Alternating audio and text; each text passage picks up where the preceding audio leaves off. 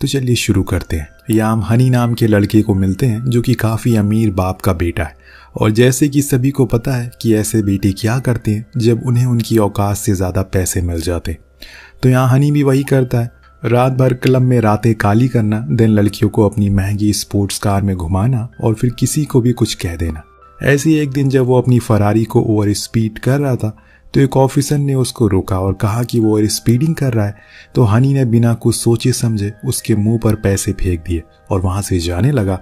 लेकिन उस ऑफिसर ने रिश्वत लेने से इनकार कर दिया और वहीं अड़ा रहा, जिसका नतीजा ये हुआ कि हनी ने अपनी कार ही उसके ऊपर चढ़ा दी और बहुत देर तक उसको रौंदते हुए ले गया, क्योंकि उसके लिए किसी भी जान की कीमत कुछ नहीं है। वो अभी आज के समय अपनी ही दुनिया में मस्त है। खैर, अब उसने ऐसा काम किया है तो जेल तो जाना ही होगा, भले ही कुछ देर के लिए क्यों ना हो। उसके डैड को बुलाया जाता है जिनका नाम हेनरी है। वो रशिया के सबसे अमीर आदमी में से एक है, इसीलिए सभी से उनकी जान पहचान है। यही वजह है कि वहाँ के इंचार्ज उसके बाप की वजह से उसे फ्री कर देता है। लेकिन हेनरी उस ऑफिसर से खुद माफ़ी मांगने को तैयार था और जब तक वो ठीक नहीं हो जाता उसका पूरा खर्चा भी उठाने को। अब बाहर आने पर वो अपने बेटे को बहुत सुनाता है, लेकिन हर बारी की तरह वो उसकी बातों थोड़ा सा भी सीरियस नहीं लेता। यहाँ तक हेनरी ये भी कहता है कि आज से वो उसे पैसे देने बंद कर देगा। तो सुनकर हनी हंसना शुरू कर देता है, क्योंकि उसे पूरा यकीन है कि ऐसा कभी नहीं होगा और ना ही होने वाला है, जो कि हकीकत भी है। हेनरी की वाइफ की काफ़ी पहले मौत हो गई और हनी उसका एक लौता बेटा है। यही वजह है कि वो उसकी सारी जिद के आगे हार जाता है। लेकिन अब ये चीज़ उसे परेशान करने लगी है, इसीलिए घर जाने पर वो अपनी गर्लफ्रेंड सारा से कहता है कि मैं अब इन चीज़ों से तंग आ गया हूँ, हमें कुछ करना चाहिए, वरना ये लड़का एक दिन मेरा सब कुछ डुबा देगा और मैं कहीं भी मुंह दिखाने लायक नहीं रहूँगा। वो उसे ये भी कहता है कि मैं तो अब इसे आर्मी में भी नहीं भेज सकता, क्योंकि मैंने ही आखिरी बार आर्मी डिपार्टमेंट से लड़कर इसे वापस बुला लिया। अब मैं क्या करूं, मैं बहुत परेशान हूं। तब सारा उसे एक आदमी के बारे में बताती है जिसने कई लोगों को सुधारा है, बस उसका तरीका थोड़ा और उसे अलग है। वे अगले दिन वो दोनों उसके घर जाते हैं, लेकिन अंदर घुसने पर वो देखते हैं कि वो आदमी खुद को ही फांसी लगा रहा है, जो देखकर वो दोनों बहुत डर जाते हैं और फौरन ही पुलिस को कॉल लगाते। लेकिन तभी एल्बर्ट बोलता है कि वेट, ये तो बस एक प्रैंक था, जो सुनकर हेनरी को बहुत ही अजीब लगता है। लेकिन एल्बर्ट का यही तो तरीका है काम करने का। वो कुछ ऐसी चीज़ें करता है जो एकदम असली होती हैं या फिर दिखने में असली होती हैं, लेकिन असल में वो होती फेक है। जैसे कि उन्होंने आज जो देखा वो भी उसके काम का एक नमूना था। पर यही नहीं, वो बताता है कि उसका एक कस्टमर है जिसको स्मोकिंग की आदत को छुड़वाना था, जिसके लिए उसने उसे अंगूठे को ही काट दिया, जो कि वो करके भी दिखाता है, पर वो फेक था। लेकिन उस दिन के बाद से उस बंदे ने कभी भी जिंदगी में सिगरेट नहीं पिया।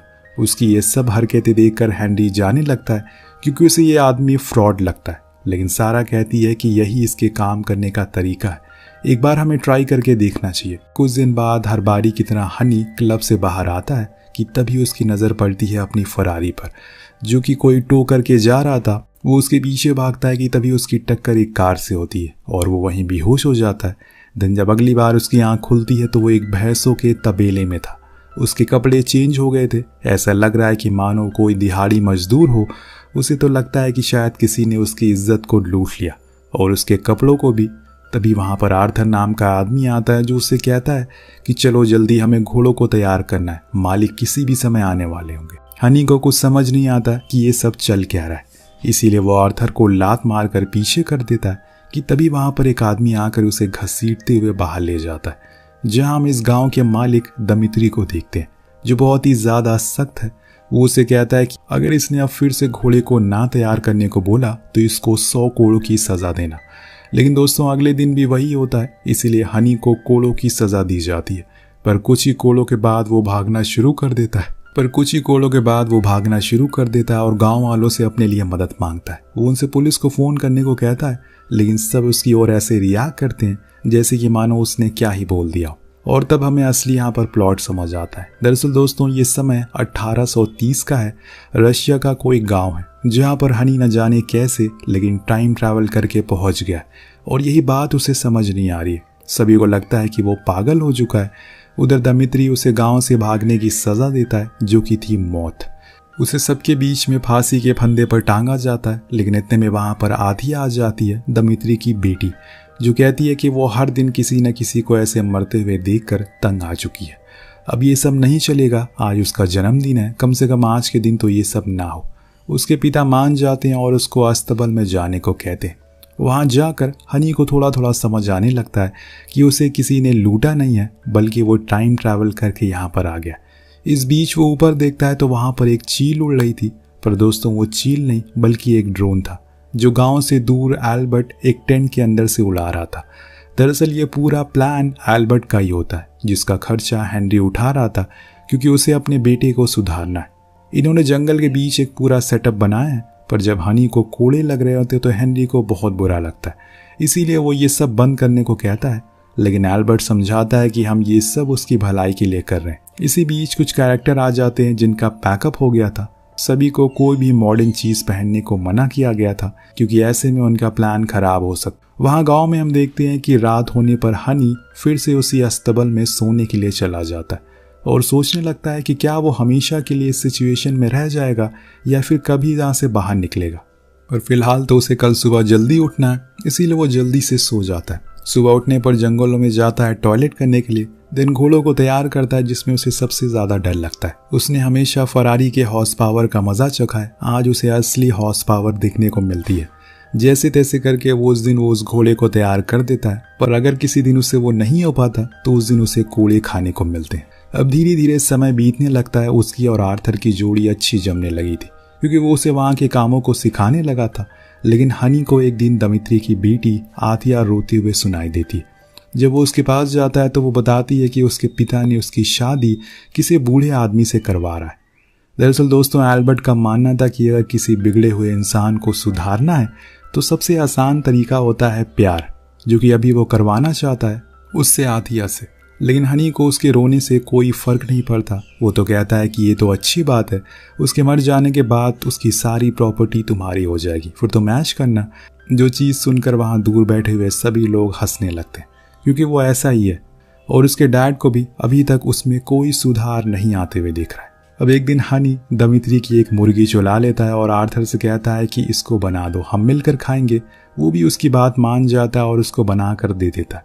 लेकिन हनी उसको अकेले ही खा जाता है, बल्कि आर्थर ने उसकी इसमें कितनी मदद की।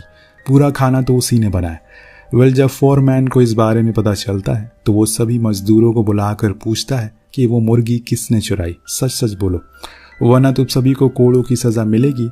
अब फोरमैन को आर्थर पर शक होता है तो वो उसे ले जाकर मारना शुरू करता है, पर अभी भी हनी खड़ा नहीं होता, बल्कि आर्थर ने उसका हमेशा साथ दिया, उसकी मुसीबतों को हल किया, पर वो कोई भी रिएक्शन नहीं देता। जो चीज़ साफ दिखाती है कि पैसों ने उसे इमोशनलेस बना दिया है। उसके अंदर इंसानियत नाम की कोई चीज़ बची नहीं है।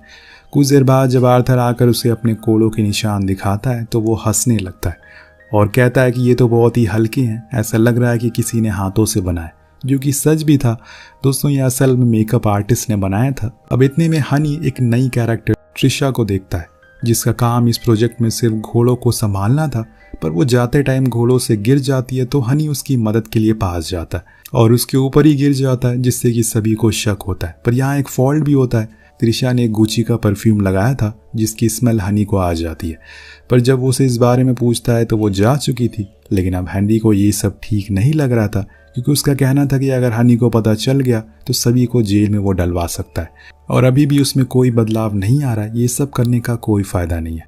पर तभी एल्बर्ट को पता चलता है कि हनी त्रिशा को ढूंढ रहा है, उसे माफ़ी मांगने के लिए। जो चीज़ नई थी उसके स्वभाव से काफ़ी अलग थी क्योंकि अभी तक उसने कुछ हनी में ऐसा नहीं देखा था। इसीलिए आर्थर जल्दी से त्रिशा को उसके सामने लाता है, पर वो उसको देखकर ऐसा बिहेव करती है मानो को वो उसे अचानक से दिख गया हो। हनी उसे माफ़ी मांगता है और उसे कुछ देर और बात करना चाहता है, लेकिन त्रिशा चली जाती है। अब उसी रात गांव में एक फेस्टिवल मनाया जा रहा था जिसमें सभी लोग भाग लेते हैं और डांस करते हैं। हनी भी डांस करता है, जिस बीच आथिया उसके करीब आने की कोशिश करती है, लेकिन वो उसमें कोई दिलचस्पी नहीं दिखा रहा था और वो आकर त्रिशा के पास बैठ जाता है। उससे ही बात करना शुरू कर देता है क्योंकि उसे उसमें ही इंटरेस्ट था। हनी कहता है कि यहाँ के लोग बात क्यों नहीं करते, तुम सब लोग कितने अजीब हो, हमारे वहाँ 21वीं सेंचुरी में सब बहुत रिलैक्स होते हैं। तो वो ये कहकर वहाँ से चली जाती है कि ठीक है, खुश रहो। लेकिन उसके जाने से हनी काफ़ी उदास हो जाता है, इसीलिए वो फिर से उसके पास आकर बैठ जाती है और उसकी बातों को सुनना शुरू करती है कि तभी आर्थर आकर बताता है कि वहाँ आथिया तालाब में डूब रही है। तो हनी फौरन भागते हुए उसके पास जाता और उसको बाहर निकालता है। दिन उसे उसके रूम तक छोड़ने जाता है, लेकिन वहाँ आथिया उसको ऐसा दिखाने की कोशिश कर रही थी जैसे वो उसके करीब आना चाहती हो। पर हनी वहाँ से उठकर त्रिशा के पास आ जाता है क्योंकि आज रात वो उसे बात करना चाहता है, लेकिन त्रिशा गेट को बंद कर देती, जिससे वो उदास होकर तबेले में वापस लौट आता है। जब एल्बर्ट ये देखता है कि हनी को त्रिशा में इंटरेस्ट है तो वो इस स्टोरी को और भी इंटरेस्टिंग बनाने के लिए उसको एक्ट्रेस का रोल देता है। लेकिन यह बात उसके बॉयफ्रेंड फॉरमैन को पसंद नहीं आती, जो कि इस प्रोजेक्ट में काम कर रहा था। तो त्रिशा समझाती है कि हम सबको इसके लिए पैसे मिल रहे हैं और ये सब रियल लाइफ के लिए ही हो रहा है, रियलिटी के लिए नहीं। वो मान जाता और फिर अगले दिन हम कहानी में एक नए प्लॉट को देखते हैं। जो फॉरमैन होता है वो शहर जाकर वहाँ के कुछ सिपाहियों को मारता पीटता है, जिसकी वजह से उसके पिता दमित्री को उसकी फिक्र हो रही थी, क्योंकि अब वो सिपाही शहर से यहाँ पर आ रहे हैं उसको सज़ा देने के लिए, लेकिन उन्होंने उसको अभी तक देखा नहीं है। इसीलिए वो हनी को बुलाते हैं ताकि वो उसकी सज़ा अपने ऊपर ले ले, जिसके बदले में वो उसे अच्छा खाना, कपड़े और आज़ादी भी देंगे। हनी कुछ देर सोचता है और फिर अपनी आज़ादी के लिए शर्त मान जाता है। इसके बाद उसे शहर के सिपाही आकर बहुत कोड़े मारते हैं और वो भी असलियत में, जिसका दर्द हनी खुद ही बर्दाश्त करता है। लेकिन जब वो अपनी आज़ादी के पेपर के लिए फॉरमैन के पास जाता है तो वो उसे बहुत मारता है और उसके ऊपर थूकते हुए कहता है कि तुम्हें क्या लगता है कि हम अपने गुलामों को इतनी जल्दी रिहा कर देंगे। अब ये देखकर हनी को बहुत गुस्सा आता है। उसने पूरा मन बना लिया था कि आज वो उसे मार ही देगा, लेकिन न जाने आखिर में क्या होता है, वो वहाँ से उठकर बाहर आ जाता है। यहाँ इस स्टूडियो में सभी लोग बहुत मायूस हो जाते हैं क्योंकि वो चाहते थे कि कम से कम हनी अपने हक के लिए तो लड़े, लेकिन उसने ऐसा नहीं किया। न जाने उसके मन में क्या चल रहा है। धीरे धीरे करके समय बीतना शुरू हो जाता है। हम देख पाते हैं कि त्रिशा के साथ काफ़ी समय बिता रहा है, उसे अब अच्छा लगने लगा है और कहीं ना कहीं वो उसके करीब भी आ गया। एक दिन जब वो दोनों बाहर खेतों में घूम रहे होते हैं तो हनी देखता है कि आसमान में उड़ रही वही चील, जो कि एक ड्रोन है, वो अजीब सी हरकत कर रही है। ऐसा लग रहा है कि वो उनके ऊपर गिर जाएगी। अभी स्टूडियो में फॉरेन टेक्नीशियन को बुलाया जाता है। उधर त्रिशा भी परेशान हो जाती है कि कहीं पूरी पोल ना खुल जाए, पर उसे संभाल लिया जाता है। और वहाँ त्रिशा ये कहकर बात टाल देती है कि इस चील को बचपन से वो देख रही है, वो उनकी रक्षा करती है। वहाँ घर में बैठे दोनों आथिया और फॉरमैन इस बात से दुखी थे कि उनके कामों को छीन लिया गया। लाइक त्रिशा को मेन लीड का रोल दे दिया गया, वहीं फॉरमैन की गर्लफ्रेंड अब किसी और के साथ घूम रही है। दोनों एक दूसरे की सिंपैथी को लेते लेते ये भूल जाते हैं कि वो इस प्रोजेक्ट में भाई बहन है। इधर जब त्रिशा और हनी तबेले से गुजर रहे होते हैं तो उन्हें कुछ अजीब सा लगता है। वो अंदर जाते हैं तो देखते हैं वहाँ पर वो दोनों इंटीमेट हो रहे हैं, जो देखकर त्रिशा का दिल टूट जाता है क्योंकि उसे असलियत पता है, पर हनी को कोई आइडिया नहीं था। और वहाँ त्रिशा का मूड ठीक करने के लिए हनी खुद के हाथों से डेकोरेशन करता, उसको सरप्राइज देता और दोनों साथ में खाना भी खाते हैं, जिस दौरान वो उसे बहुत सी बातें बताता है। फिर दोनों बाहर वॉक के लिए जाते हैं जहाँ हनी उससे कहता है कि अगर तुम मेरी दुनिया में होती तो मैं तुमसे कब का शादी कर चुका होता। मुझे मौका मिला था आज़ाद होने का, लेकिन उन्होंने मुझे धोखा दिया, पर मैंने उसे मारा नहीं। पता है क्यों? क्योंकि मैंने फॉरमैन की शक्ल में खुद को देखा। मैं भी तो ऐसा ही था, किसी की भी फीलिंग को ना समझता था।